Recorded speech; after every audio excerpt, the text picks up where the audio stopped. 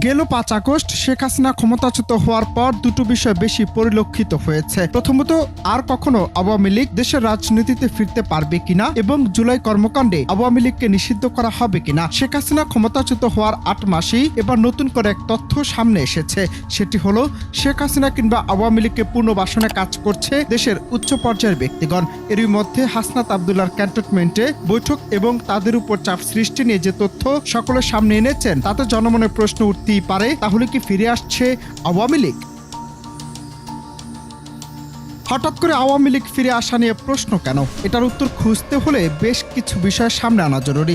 সেগুলোর মধ্যে উল্লেখযোগ্য হলো, পুরোপুরি ভারতের পরিকল্পনায় ক্যান্টনমেন্ট থেকে ফ্যাসিস্ট আওয়ামী লীগের ফিরে আসায় সমঝোতা করতে ছাত্র নেতাদের উপর চাপ প্রয়োগ করা হচ্ছে বলে অভিযোগ করেছেন জুলাই আন্দোলনের অন্যতম সংগঠক ও জাতীয় নাগরিক পার্টির দক্ষিণাঞ্চলের মুখ্য সংগঠক হাসনাত আবদুল্লাহ। এ বিষয়ে বিস্তারিত তুলে ধরে তিনি বলেন, এই পোস্ট দেওয়ার পর আমার কি হবে জানি না। বৃহস্পতিবার রাতে তিনি নিজের ভেরিফাইড ফেসবুক আইডিতে দেয়া এক পোস্টে কথা বলেছেন, রিফাইন্ড আওয়ামী লীগ নামে নতুন একটি ষড়যন্ত্র নিয়ে আসার পরিকল্পনা চলছে। এই পরিকল্পনা পুরোপুরি ভারতের। সাব্বির হোসেন চৌধুরী, শিরিন শারমিন তাপসকে সামনে রেখে এই পরিকল্পনা সাজানো হচ্ছে। এছাড়াও বেশ কিছু বিষয় তুলে ধরেন তিনি। আবার গত ১০ মার্চ আল জাজিরার সাংবাদিক জুলকারনাইন সায়েরের এক পোস্ট ঘিরে নতুন করে শেখ হাসিনার ফিরে আসা নিয়ে শুরু হয়েছে চাঞ্চল্য। আল জাজিরার সাংবাদিক সায়ের তার সেই পোস্টে উল্লেখ করেছেন, অন্তর্বর্তীকালীন সরকারের কেন্দ্রস্থলে অবস্থিত কতিপয় উপদেষ্টা যারা অত্যন্ত দূরভিসন্ধিমূলক উদ্দেশ্য নিয়ে সরকারে প্রবেশ করেছে, তারা কিছুতেই সাধারণ নির্বাচনের মাধ্যমে দেশে একটি রাজনৈতিক সরকার যেন ক্ষমতা আসতে না পারে সে লক্ষ্যে কাজ করে চলছে। এই চক্র বাংলাদেশ সেনাবাহিনীর ভেতর অস্থিরতা সৃষ্টি করার চেষ্টা করছে। তিনি বলেন, উপদেষ্টা সচিব, গুরুত্বপূর্ণ পদ, সামরিক বাহিনীর শীর্ষ কর্মকর্তা সব মিলিয়ে এদের মূল ইনসাইডার সংখ্যা ৯ জন, আর ভাইটাল আউটসাইড অ্যাক্টর আছেন আরও ৫ জন। এছাড়াও আরও বেশ কয়েকজন রয়েছেন হাসিনাকে ফেরানোর মহাপরিকল্পনায়।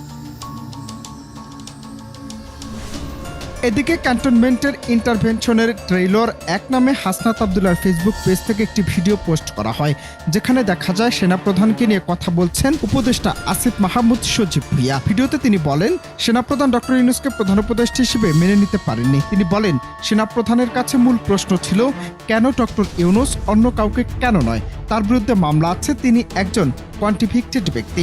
একজন কন্ট্রিভিক্টেড ব্যক্তি কিভাবে দেশের প্রধান উপদেষ্টা হতে পারেন? তিনি আর বলেন, দেশের ৩০ থেকে ৪০% মানুষ আওয়ামী লীগকে সমর্থন করে।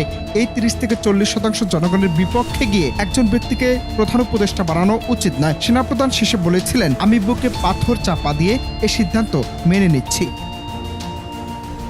হঠাৎ করে এমন তথ্য সামনে আসার পর আওয়ামী লীগ নিষিদ্ধ করার দাবিতে মধ্যরাতে ঢাকা বিশ্ববিদ্যালয় ও রাজশাহী বিশ্ববিদ্যালয়ে বিক্ষোভ করেছেন একদল শিক্ষার্থী।